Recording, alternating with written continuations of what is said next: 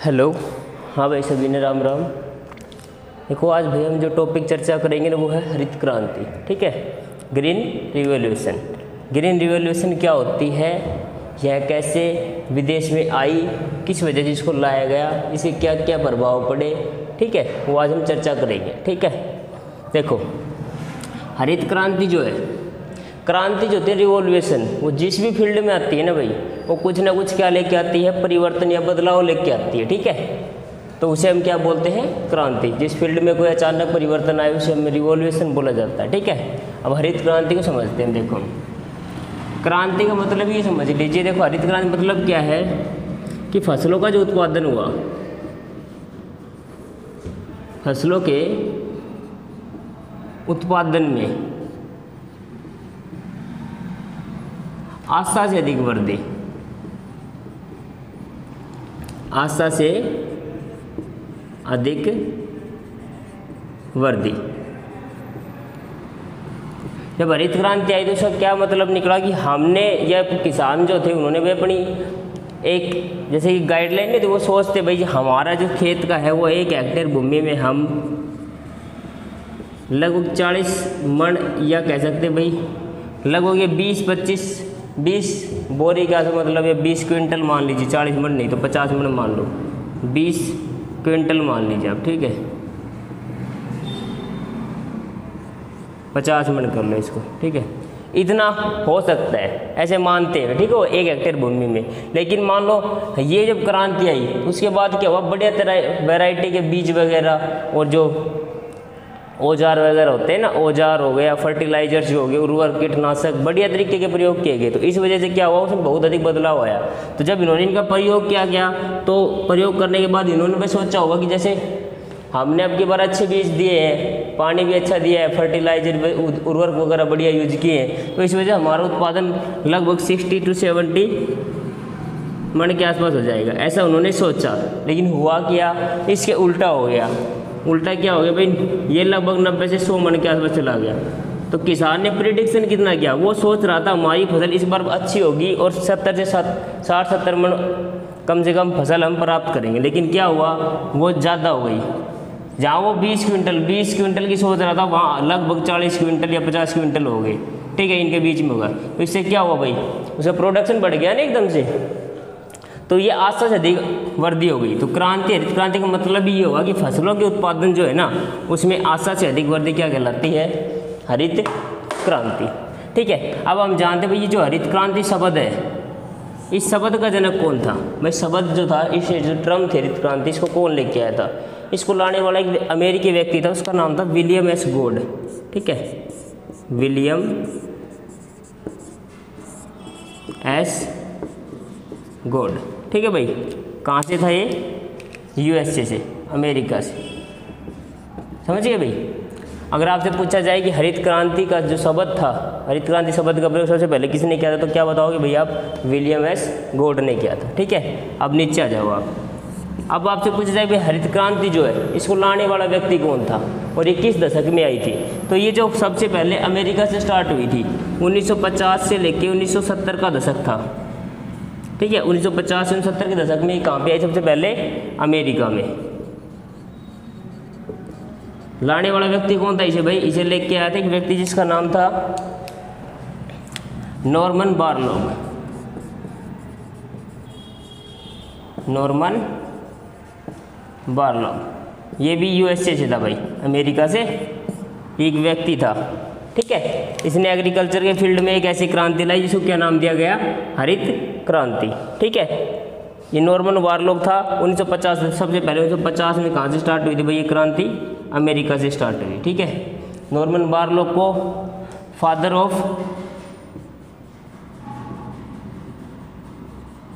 Of green revolution, मतलब हरित क्रांति का जनक या हरित क्रांति का पितामह कहा जाता है। ठीक है, तो हरित क्रांति पितामह किसे कहा जाता है, नॉर्मन बोरलॉग को। ठीक है, इसमें एक तकनीक यूज की गई थी, क्या थी भाई वो तकनीक, उस तकनीक का नाम था भाई बिन्नी तकनीक।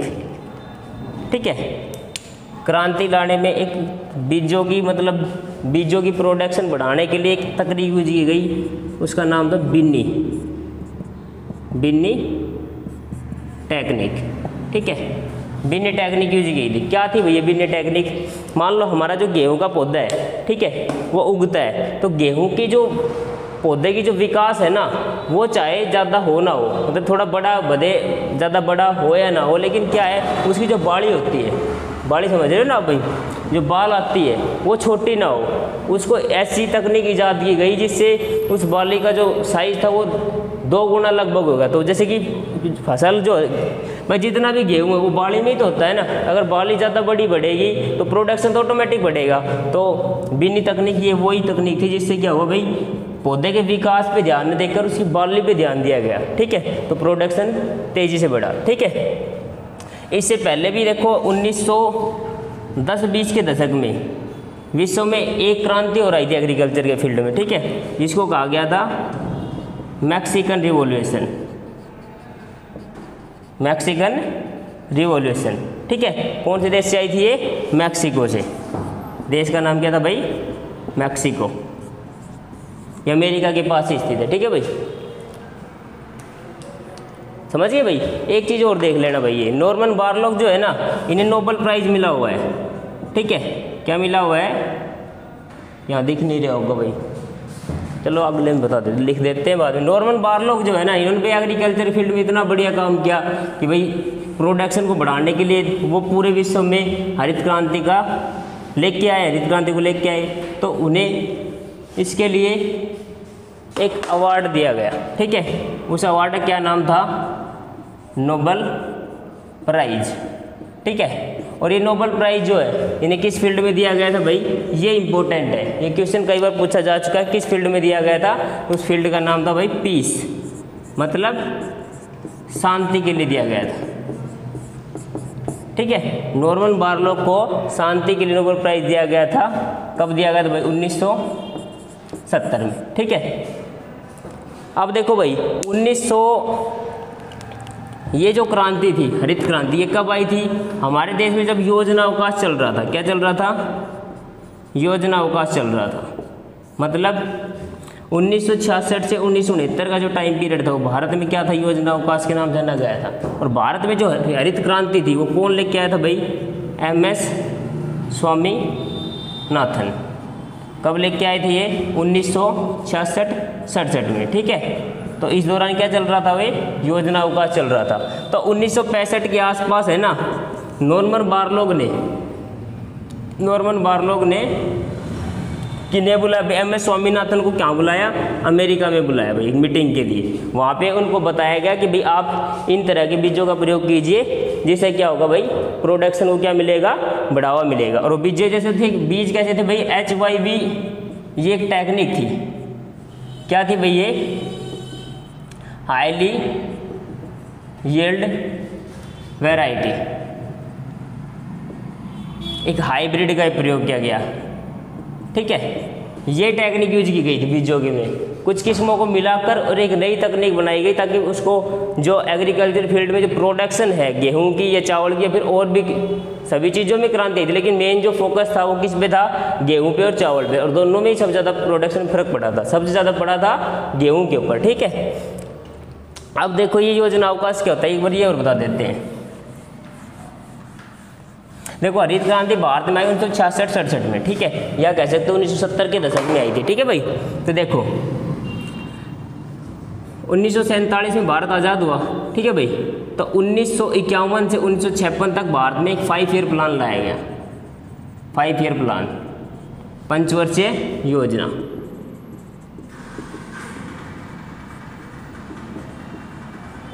ठीक है। अमेंडमेंट किया गया और ये 5 ईयर प्लान किस देश से लिया? हमने रशिया से लिया, ठीक है भाई।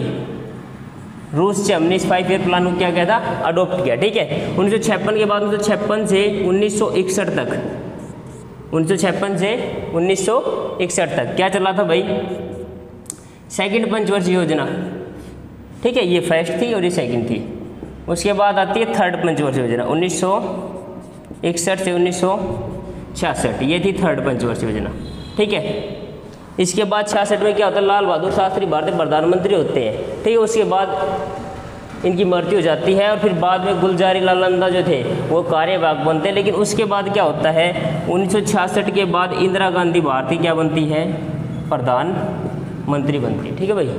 तो इंदिरा गांधी के टाइम पे आई थी ये, और ये 1966 के बाद क्या होता है, 1966 से 1969 का जो टाइम पीरियड था, ठीक है, ये क्या था भाई, योजना अवकाश के नाम जाना गया, ठीक है। किसके नाम जाना गया, योजना अवकाश के नाम जाना गया। तो कब भारत में हरित क्रांति कब आई थी भाई, ये आई थी अपने 1966-1967 में। इस टाइम पीरियड में क्या आई थी, हरित क्रांति आई थी। अब ये क्यों आई, हमें क्यों जरूरत पड़ी भाई, देखो हमारे देश की जनसंख्या जो थी ना 1947 में मिली हमें, तो इसके बाद हमारे देश की जनसंख्या जो है रैपिडली बढ़ रही थी, ठीक है। 1921 में तो जनसंख्या का महाविस्फोट हो गया था, 1947 में जनसंख्या धीरे धीरे बढ़ रही थी, लेकिन क्या हुआ था, पॉपुलेशन जो थी ना, जनसंख्या जो थी वो तो लगातार इंक्रीज हो रही थी, लेकिन जो प्रोडक्शन ऑफ फूड था, प्रोडक्शन ऑफ फूड वो क्या था भाई, डिक्रीजिंग मान लीजिए, एक तरह से कांस्टेंट चल रहा था, बराबर कुछ मात्रा में इंक्रीज हो रहा था, या फिर डिक्रीजिंग क्यों कर, क्योंकि जितनी जनसंख्या उतना प्रोवाइड नहीं हो पा रहा था, बराबर नहीं था, ठीक है। या फिर जो 47 टाइम पे था उतना ही हम प्रोडक्ट बाद में कर, लेकिन जनसंख्या क्या हो रही थी, बढ़ रही थी। इस वजह से फूड का क्या होगा, क्राइसिस आ गई, भुखमरी चलने लग गई। तो इसके लिए क्या हुआ भाई, हमें एक नई टेक्निक की जरूरत पड़ेगी भाई, हमें अनाज होगा तभी तो हम प्रोवाइड करा पाएगी गवर्नमेंट सब किसी को।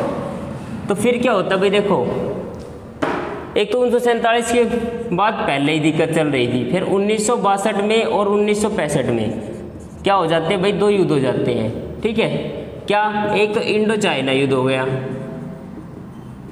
और फिर इंडिया के साथ, इंडिया पे किसने आक्रमण कर दिया भाई, इंडो पाक युद्ध हो गया। एक तो हमारे पहले भुखमरी समस्या चल रही थी, पहले सूखा वगैरह से जूझ रहे थे हम, अकाल पड़ रहे थे, प्रोडक्शन हो नहीं पा रहा था, ऊपर से फिर युद्ध हो गया। और युद्ध में आपको पता है हमें भाई अपने जो सैनिक होते हैं उनको बहुत ज़्यादा सहायता प्रदान करनी पड़ती है, फूड एडवांस में पहुंचाना पड़ता है भाई उनके लिए, ठीक है। तो 1962 में कैसी सरकार थी भाई, जवाहरलाल नेहरू, ये हमारे देश के प्राइम मिनिस्टर थे। 1965 का जो युद्ध हुआ पाकिस्तान साथ, उस समय हमारे देश राष्ट्रपति जो प्रधानमंत्री थे वो थे LB शास्त्री, मतलब लाल बहादुर शास्त्री। तो भाई लाल बहादुर शास्त्री ने क्या किया, जैसे ही इस दौर में 1965 में युद्ध के दौरान जब क्या हुआ, एकदम से भाई लोग है ना भूखमरी से मरने लगे, भूख से मरने लगे। तो उन्होंने क्या किया, जो दिल्ली की जो सड़कें हैं, जो दिल्ली की हाईवे जो है ना, NH1 और NH2 जो फिलहाल जोड़ के क्या बना दिया गया है, NH44। इस रोड के चारों तरफ साइड में, जैसे भाई एक साइड पगडंडी होती है, ये ऐसे ये रोड है, तो ये रोड के जो साइड में है ना, यहाँ पे क्या उगवा दिया था, पूरे में गेहूं की फसल करवा दी गई थी। क्यों, ताकि लोग भूख से ना मरे। और आपको पता है भाई लाल बहादुर शास्त्री को भारत में क्या जाना जाता है भाई, जय जवान जय किसान का नारा किसने दिया था, वो लाल बहादुर शास्त्री द्वारा दिया गया था।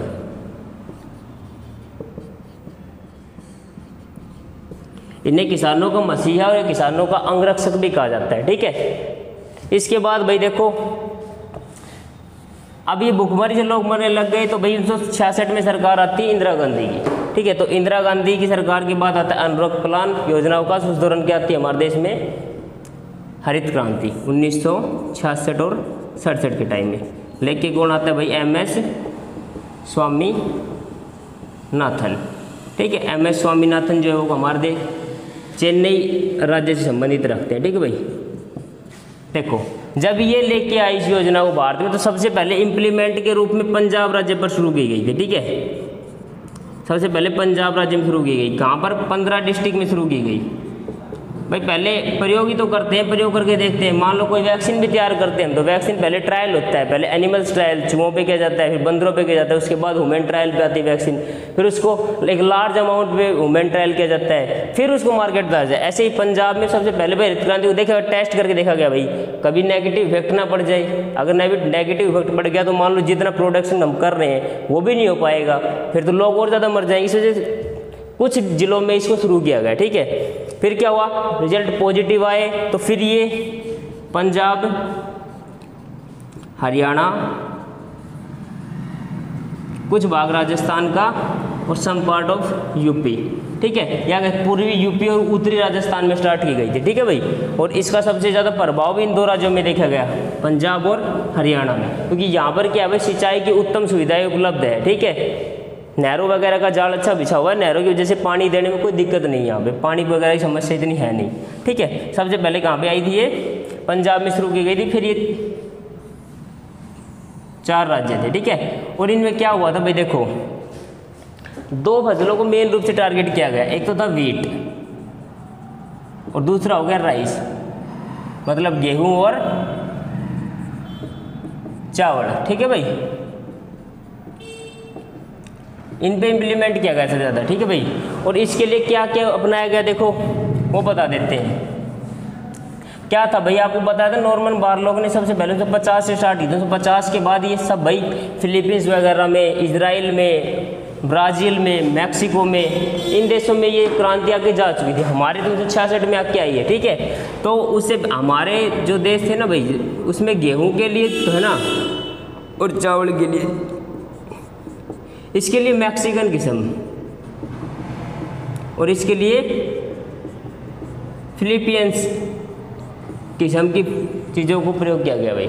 फसलों में जो प्रयोग किया गया था ना, जो बीजों का प्रयोग किया गया, वो इनका यूज किया गया था। ठीक है, और सबसे ज़्यादा अगर प्रोडक्शन पूछे तो किसका बढ़ा था भाई, गेहूं का प्रोडक्शन क्या हुआ था, सबसे ज़्यादा इंक्रीज हुआ था। और सेकंड नंबर पे कौन था इसका, सेकंड नंबर पे था इसके साथ चावल। इन 2 फसलों पर सबसे ज़्यादा प्रभाव पड़ा। ठीक है, और सबसे ज़्यादा डिस्ट्रिक्ट, सबसे ज़्यादा जिला यह किस राज्य में पड़ा, तो राज्य बताओगे आप, पंजाब, और पंजाब के बाद हरियाणा। और 2 फसलों पे चावल और गेहूं, सबसे ज़्यादा किस पे पड़ा, गेहूं पे। ठीक है, अब देखो क्या है भाई, हमारा जो मेन टारगेट क्या था कि भाई क्या किया गया, उर्वरक जो थे, क्रांति को लाने में उर्वरक और जो नए औजार थे, हाइब्रिड बीज आए,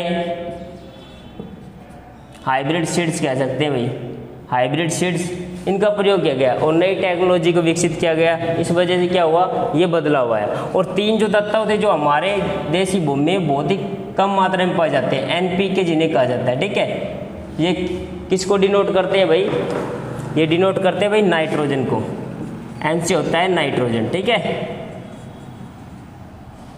और P से होता है भाई फॉस्फोरस। ठीक है, और K से क्या होता है भाई, पोटेशियम। तीनों एलिमेंट का अपना अपना एक महत्व है। ठीक है, नाइट्रोजन गैस आपको पता है जो फूड पैकेट जो होते हैं उनमें भरी जाती है, ताकि वो जो भीतर सामान है वो कभी भाई खराब ना हो, एक टाइम पीरियड के दौरान खराब ना हो। जो कुरकुरे वगैरह आते हैं उनके पैकेट्स में कौन सी गैस भरी जाती है, नाइट्रोजन गैस।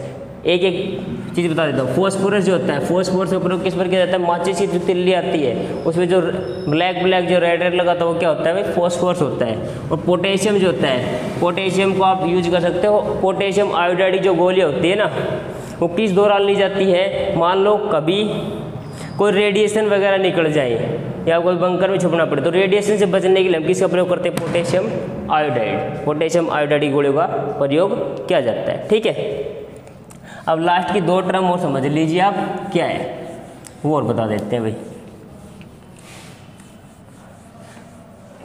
देखो ये जो है ना, ये जो क्रांति है, ठीक है, इसका देखो भाई सब अब वर्तमान में क्या हो गया, हर राज्य में हर कोई है ना ज़्यादा से ज़्यादा उर्वरक प्रयोग करने लग गया। ठीक है, उर्वरकों के प्रयोग से हमारे शरीर पर नेगेटिव इफेक्ट पड़ रहा है। ठीक है, यूरिया में की बहुत ज़्यादा मात्रा, इस वजह से क्या होता है, बहुत ज़्यादा चीज़ें है ना वो थोड़ा ख़राब आने लगी। पहले जो पौष्टिक आता था उसमें जो गेहूं वगैरह में, चावल में, तो पौष्टिकता क्या हो रही, धीरे धीरे खत्म हो रही है। उर्वरकों केमिकल्स की वजह से हमारे शरीर में केमिकल्स जा रहा है। ठीक है, संतुलित भोजन हम जो कहते थे वो मिल नहीं पा रहा है।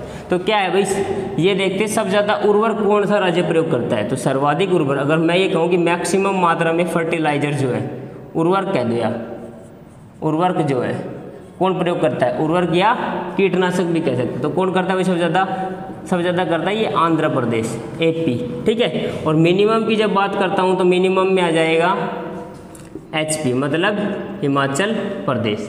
ठीक है, और अब आपको पता है कि हाल ही में जो फर्स्ट ऑर्गेनिक स्टेट जो बना है,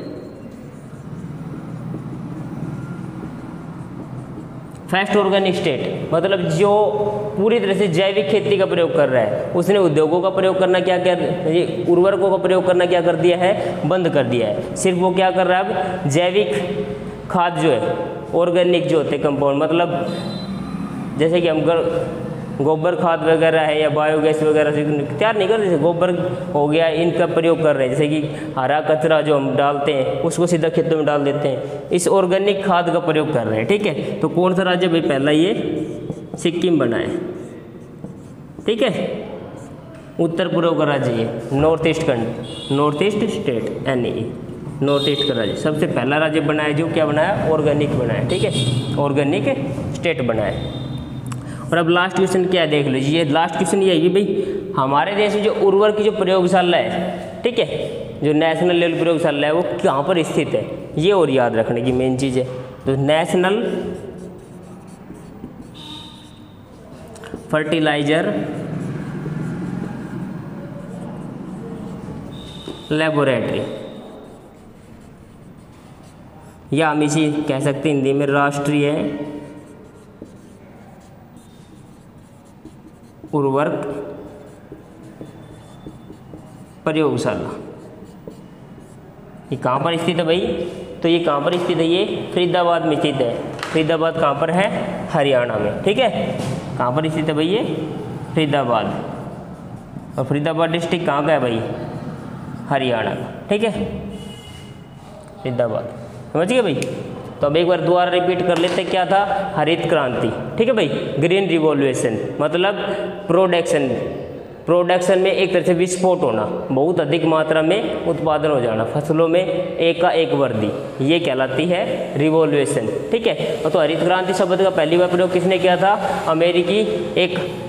अमेरिका का जो ये व्यक्ति था ना, इसने एक जैसे कि नोट वगैरह नहीं बनाते हैं, तो इसने एक आर्टिकल छापा, तो उस आर्टिकल में सबसे पहले हरित क्रांति वर्ड का प्रयोग किया था। ठीक है, तो सबसे पहले परिभाषित किसने किया था, विलियम एस गॉड ने। उसके बाद क्या आता है, 1950 में ये क्रांति स्टार्ट होती है। 1950 में इसको कौन लेके आता है, नॉर्मन बोरलॉग। और नॉर्मन बोरलॉग को किसके लिए नोबेल दिया जाता है, पीस के लिए, शांति के क्षेत्र में क्या दिया जाता है, नोबेल पुरस्कार दिया जाता है। और इसके लिए कौन सी तकनीक ईजाद की गई थी, बिन्नी तकनीक। बिन्नी तकनीक क्या थी भाई, जैसे बालियाँ जो थी, फसलों में जो बालियाँ होती हैं उनकी जो स्ट्रेंथ मतलब जो लंबाई थी उसको बढ़ाने का प्रयास किया गया था। ठीक है, हाइब्रिड बीजों की सहायता से। ठीक है, उसके बाद क्या ये हमारे देश में आती है, कब आती है ये, जब तीसरी पंचवर्षीय योजना खत्म हो जाती है, उस दौरान देश में क्या चलता रहता है, योजना अवकाश। योजना अवकाश मतलब अनवरत प्लान। ठीक है, अनवरत प्लान चल रहा होता है, उस टाइम हमारे देश में आती है। और उस टाइम देश की प्रधानमंत्री कौन होती है भाई, इंदिरा गांधी। और उस टाइम देश के राष्ट्रपति कौन होते हैं, ठीक है, राष्ट्रपति होते हैं भाई डॉक्टर एस राधाकृष्णन, मतलब सर्वपल्ली राधाकृष्णन, जो भारत के पहले क्या थे, भारत रत्न प्राप्तकर्ता व्यक्ति थे। ठीक है, तो 1966-67 के दौरान ये आती है। आप ये कहें 70 के दशक में भारत में एक क्रांति आई, MS स्वामीनाथन इसको लेके आए। MS स्वामीनाथन जो थे वो भारत के चेन्नई राज्य संबंधित रखते हैं, और इन्हें भारत में क्या कहा जाता है, हरित क्रांति का जनक या पितामह कहा जाता है। ठीक है भाई, और इसके लिए क्या हुआ, 3 तत्वों पर जोर दिया गया, NPK, नाइट्रोजन, फॉस्फोरस और पोटेशियम। ठीक है, इनका ताकि इस तकनीक बढ़ाया जा सके। सबसे ज़्यादा प्रभाव पड़ा वो किस राज्य पर पड़ा, पंजाब राज्य पर। सबसे ज़्यादा कहाँ पर फैली, पंजाब राज्य में बहुत अच्छे तरीके से प्रयोग किया, इंप्लीमेंट हुआ। उसके बाद हरियाणा में। और सबसे ज़्यादा प्रभाव किस फसल पर पड़ा, गेहूं की फसल पर। गेहूं का प्रोडक्शन लगभग 2.5 से 3 गुना बढ़ गया, और इसके साथ साथ चावल की प्रोडक्शन पे बहुत ज़्यादा प्रभाव पड़ा। ठीक है, समझ गए भाई। और आज पूछते हैं नेशनल फर्टिलाइजर लेबोरेटरी कहाँ पर है, राष्ट्रीय उर्वरक प्रयोगशाला, तो कहाँ पर है भाई, फरीदाबाद हरियाणा में। ठीक है भाई, इसी के साथ हम इस वीडियो को कंप्लीट करते हैं। अगली जो वीडियो में है ना, हम और जो रिवैल्यूएशन हुई है, जैसे कि ऑपरेशन फ्लड आया, ठीक है, दूध क्रांति आई, श्वेत क्रांति जिसे बोलते हैं, ठीक है, पीली क्रांति हो गई या सुनहरी क्रांति हो गई, वो किसके दौर में लाई गई, कौन उस टाइम प्रधानमंत्री वगैरह थे, और मतलब उनको लाने वाला व्यक्ति कौन था, और इसके पीछे जो भी क्वेश्चन बनेंगे, तथ्य बनेंगे, वो आपको बताएंगे। ठीक है भाई, जय हिंद।